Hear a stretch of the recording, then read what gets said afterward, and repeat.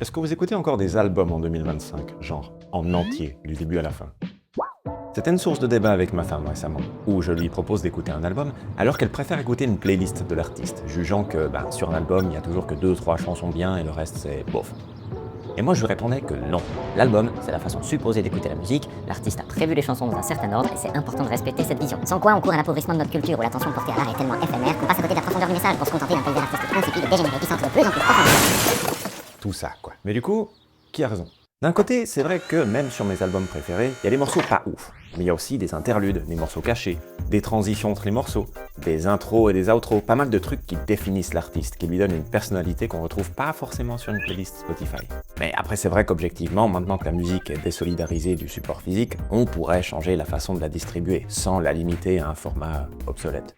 Mais alors, pourquoi les gens, et moi le premier, sont à ce point attachés au format album? Pour moi, l'album rend la musique précieuse. À 15 ans, avec mon Discman, je choisissais le CD qui allait m'accompagner toute la journée. Cette limite me poussait à réécouter le disque, à savourer chaque détail. Et ce faisant, j'en ai affiné ma consommation personnelle. Avec Spotify, tout est accessible instantanément. C'est pratique, mais je me demande si cette abondance ne prive pas les plus jeunes du plaisir de découvrir, d'approfondir, de s'émerveiller, de se perdre aussi. Mais du coup,